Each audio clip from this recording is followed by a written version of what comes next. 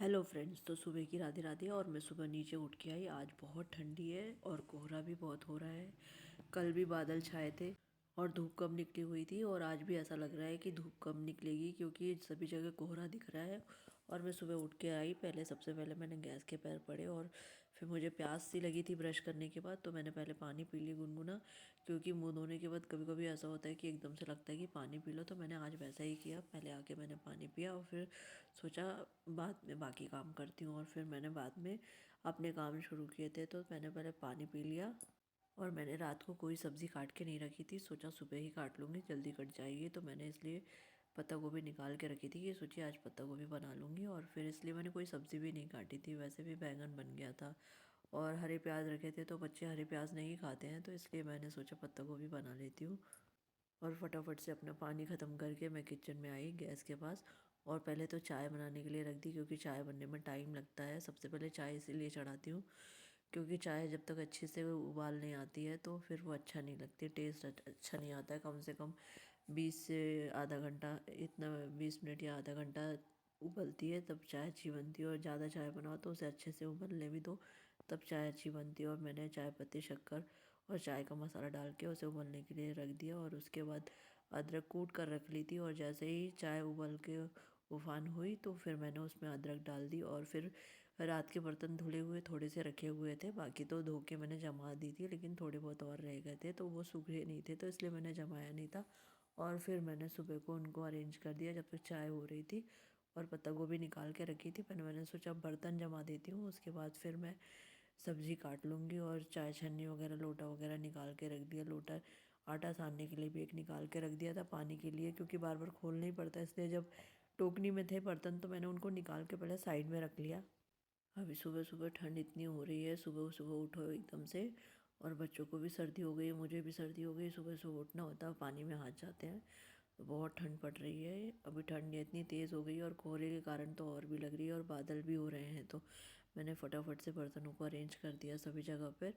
और उसके बाद फिर मैंने हाथ धोए, और हाथ धोकर पत्ता गोभी को भी धोकर कट करने लगी, क्योंकि पत्ता गोभी धुला हुआ कट कर लो तो सही रहता, नहीं तो फिर धोकर निकालो तो बहुत सारा फेंकने में आता है। तो इसलिए मैंने पहले उसको धो लिया, पहले तो हाथ धोया और फिर उसके बाद पत्ता गोभी धोकर कट कर लिया था।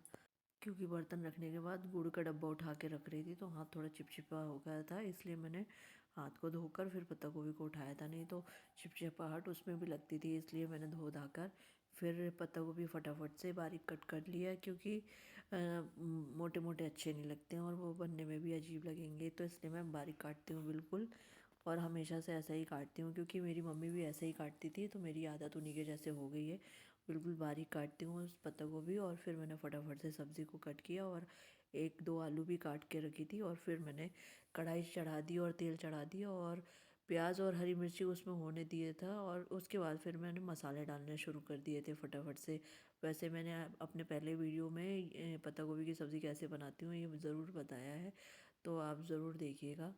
तो मैंने सभी मसालों को डालकर प्याज को अच्छे से मिक्स कर लिया, और फिर सब धुला हुआ सब रखा हुआ था तो पत्ता गोभी और आलू को उसमें डालकर फिर मैंने चलाना शुरू कर दिया था। पूरा सब मसाला हो चुका था तो फिर मैंने इसे फटाफट से डालकर और फिर ऐसे अच्छे तरीके से मिक्स करना शुरू कर लिया था, क्योंकि फटाफट से मिक्स करना रहता है। उसके बाद फिर मैं गैस की फ्लेम को स्लो करती हूँ, और फिर मैंने अच्छे से मिक्स कर लिया और इसमें नमक भी ऐड कर दिया था। और नमक मिलाने के बाद मैंने मिक्स करते करते अच्छे से चला दिया। जब पूरा अच्छे तरीके से मिल गया तो मैंने फिर इसमें ढक्कन ढक दिया, और फिर नमक के डब्बे को भी बंद करके रख दिया था। और फिर मैंने आटा निकाला और आटे में नमक डालकर पानी निकाल कर गूंदना शुरू किया था। आटा वैसे कम ही सानना था, ज़्यादा कुछ नहीं सानना था थोड़ा, क्योंकि थोड़ी रोटियां रखी हुई थी और शाम को कल बाहर चले गए थे तो रोटियां रखी रह गई थी, तो इसलिए वो रोटियां भी यूज़ में आ जाएंगी और उसके रोटी को बघारना हो जाएगा। तो इसलिए मैंने सोचा कि ये थोड़ा सही आटा लगाती हूँ, ज़्यादा रोटियां नहीं बनानी पड़ेंगी, और टिफ़िन का आटा और पतिदेव की रोटियां हो जाएंगी, तो इतना आटा बहुत हो जाता है।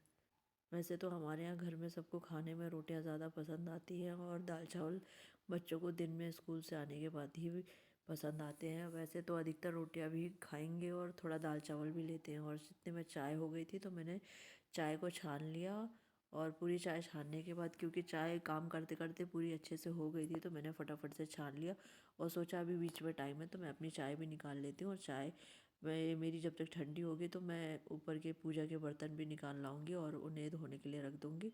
तब तक मैंने भगवान की चाय सबसे पहले निकाल कर रखी और उसके बाद मैंने ऊपर से जाकर पूजा के बर्तन लाने के लिए भी सोचा। तो पहले अपनी चाय निकाल कर रख देती हूँ, जब तक वो ठंडी हो जाएगी उसके बाद फिर मैं पूजा के बर्तन धोकर रखूँगी और मेरे भी चाय ठंडी हो जाएगी थोड़ी सी। कभी कभी क्या होता है एकदम से गरम गरम चाय रहती है तो पीने में काफ़ी टाइम लग जाता है, और इसलिए मैंने अपनी चाय निकाल कर रख दी। जब तक वो ठंडी हो गई और मैंने पी के फिर रोटियां सेकना शुरू कर दिया था, क्योंकि टाइम भी हो रहा था और थोड़े घर के काम भी करने थे। तो फटाफट से मैंने सोचा कि आयांश के उठने के पहले मैं अपने सारे काम कर दूंगी, और मैंने फटाफट से रोटियां उतार ली और अक्षत के लिए गीज़र ऑन करके आ गई थी। अभी अक्षत उठा नहीं है, रोटियां सेक कर जाऊंगी उसे उठाने के लिए। और फटाफट से मैंने रोटियां उतारी और फुल के उतारते जा रही थी, क्योंकि रोटियां पहले उतारती हूँ उसके बाद ही पराठे उतारती हूँ। तो मैंने पहले पूरी सारी रोटियां उतारी, क्योंकि अक्की को भी रोटियां ही पसंद आती है, अधिकतर घी लगी रोटियां दे दो। और फिर उसके बाद मैंने पराठे उतारे और बाकी सारी रोटियों को मैंने डब्बे में रख दिया और दो चार रोटियों में घी लगा कर रख दिया। और उसके बाद दो रोटी मिनी मी के लिए भी निकाल कर रख दी थी। दादी की रोटी डाल देती हूँ, क्योंकि क्या हो गया, जानवर है तो क्या हुआ, लेकिन ताज़ी रोटी ही निकाल देती हूँ। और बाकी बाकी की रोटियाँ मैंने बघारने के लिए निकाल कर रख दी थी, क्योंकि पीस कर उसे बघारने में यूज़ हो जाएंगी। तो इसलिए मैंने बघारने के लिए नाश्ते के लिए रख दी थी और बच्चों का टिफ़िन पैक करना शुरू किया। सब्ज़ी बन गई थी तो मैंने ना पूरी बाउल में खाली कर दी थी, टिफ़िन में नहीं लगाई थी। मैंने सोचा ठंडी हो जाएगी जब तक, बाउल में खाली करके रख दूँगी। और उसके बाद फिर मैंने टिफ़िन में लगाई, दोनों को थोड़ी थोड़ी सब्ज़ी लगाई और फिर डब्बे को पैक कर दिया। क्या रहती है, उनके पसंद की सब्ज़ी रहती है तो बच्चे अच्छे से खाते हैं, और ज़्यादा पसंद की नहीं रहती तो थोड़ी बहुत ही लगा कर खाते हैं अधिकतर। इसलिए थोड़ा पत्ता गोभी रखी और थोड़ी ज़्यादा आलू रख दी कि जिसमें बच्चे थोड़ा थोड़ा खा ही लेंगे। और हर टाइम अलग अलग बना के दे दो तो फिर क्या रहता है, उनकी सब्ज़ी नहीं खाने की आदत होगी। इसलिए मैं अधिकतर ये करती हूँ कि जो सब्ज़ी बनती है वही लगा देती हूँ। जब जब बहुत हो गया कि हाँ ये सब्ज़ी नहीं खाते हैं, तभी मैं उनके पसंद का कुछ बना देती हूँ। नहीं तो क्या होता है, हम बना के देते जाते हैं और फिर उनको खाने की आदत नहीं होती है।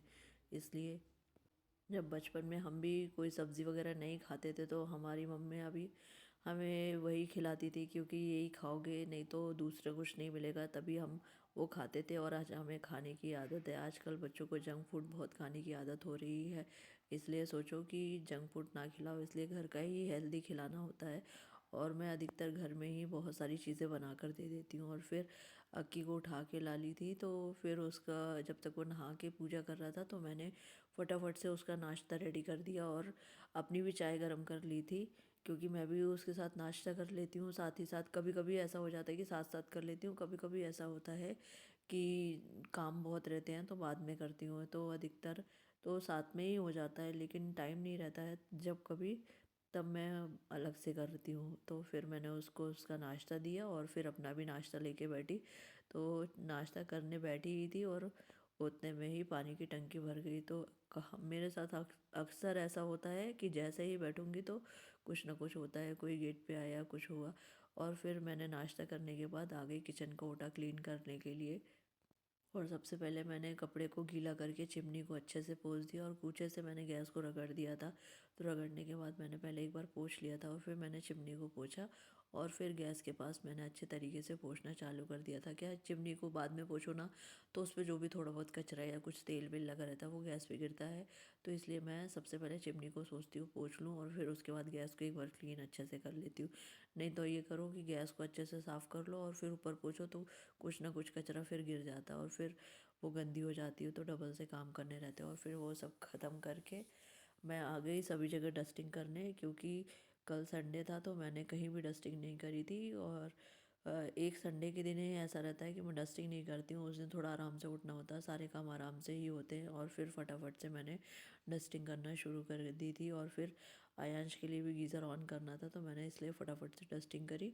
और डस्टिंग करने के बाद मैंने साइड के भी पॉट वगैरह सब उठा उठा के डस्टिंग कर दी थी, क्योंकि वहाँ पे भी शो पीस रखे हुए थे और वो भी रोज़ पोंछने पड़ते हैं और रोज़ उनको पोंछ कर जमा देती हूँ। और ये मंडे को ही हमेशा अधिकतर पोंछती हूँ, तो मैं इनको पोंछ कर साफ़ कर रही थी। और इसको अगर पोंछ कर साफ़ कर दो तो हाथ के निशान नहीं दिखते, इसलिए मैं कॉलिन से इनको पोंछ कर रगड़ कर साफ़ कर देती हूँ। और फिर मैंने नीचे के छोटे वालों को भी अच्छे से घस कर साफ़ कर दिया था। फिर बड़े वाले वार्डरोब की इधर इधर भी कॉलिन डाल के मैंने अच्छे से घस के साफ कर दिया, क्योंकि पूरे जगह कबर्ड्स को अच्छे से पोंछ दो तो ना पूरे साफ सुथरे हो जाते हैं और धूल नहीं दिखती है, नहीं तो उजाले में धूल दिखती है और फिर वो गंदा सा लगता है।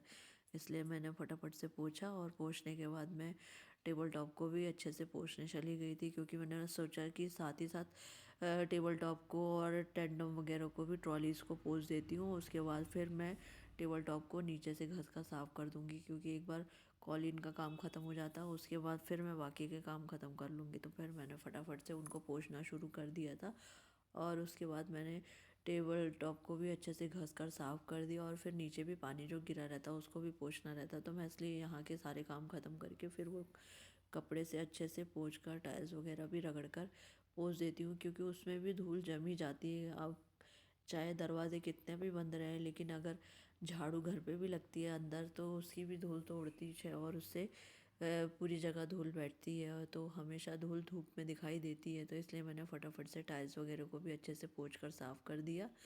और यहाँ से पोंछने के बाद मैंने सोचा पहले बर्तन धो लेती हूँ, लेकिन फिर ये सोचा कि फटाफट से झाड़ू लगाती हूँ और पहले पोछा करके बाकी सब चीज़ें अरेंज कर देती हूँ।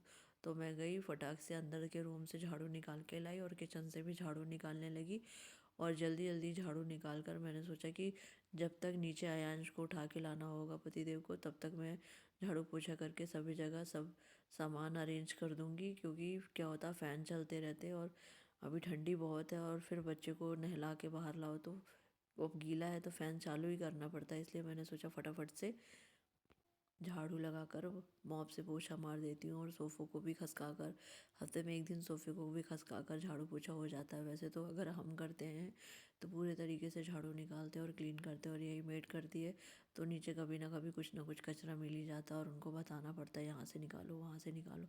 कभी कभी लगता है कि खुद ही कर लेना चाहिए काम, लेकिन जब काम बहुत हो जाते हैं तो लगता है लगा ही लेना चाहिए, और जब तक नहीं मिलती है तब तक तो खुद ही करना पड़ेगा।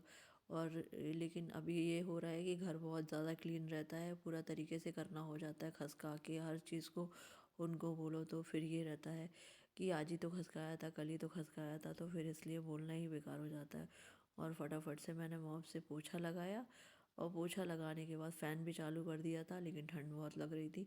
लेकिन क्या है, जल्दी सुखाना था क्योंकि आयांश भी नहा कर आ जाएगा और फिर वो बैठेगा तो उसे ठंड लगेगी, इसलिए मैंने कारपेट वगैरह लगा दिए और टेबल वगैरह लगा दी, क्योंकि पोछा सूख गया था, और सब जगह डोरमेट्स डाल दिए थे और रनर भी डाल दिया था, और फिर यहाँ पे भी किचन के डोरमेट्स वगैरह भी डाल दिए थे, क्योंकि फिर खड़े होते हैं कोई भी, और कभी कभी पतिदेव की आदत है कि वो पैर में स्लीपर नहीं डालते हैं और खड़े हो जाते हैं, तो इसलिए सब जगह डाल के छोड़ देती हूँ। और फिर मैंने बर्तनों को धोना शुरू किया था, और पतिदेव ने जब तक आयांश को नहलाना शुरू कर दिया था लाकर, और मैं फटाफट से बर्तनों को क्लीन करने लगी कि जब तक मेरे बर्तन धुल जाएंगे, और फिर मैं आयांश को शूज़ पहनाना वगैरह शुरू करूँगी और नाश्ता करा दूँगी। तो इसलिए फिर मैंने फटाफट से बर्तन करके आई किचन से, और वो आकर बैठा पूजा करके, और पापा का फ़ोन लेके बैठा हुआ था, और फिर मैंने उसे जूते पहनाए। तो पहले मुझे बोलता है कि मैं ही शूज़ पहनूंगा, और उसके बाद फिर मैंने कहा नहीं, आप बैठो मैं पहना देती हूँ, और आज टोपा नहीं लगा के जाना है क्योंकि मेरे हेयर स्टाइल ख़राब हो जाएगी, और ठंड इतनी है, मैंने 2-3 बार बोला लेकिन नहीं लगाना, तो मतलब नहीं लगाना।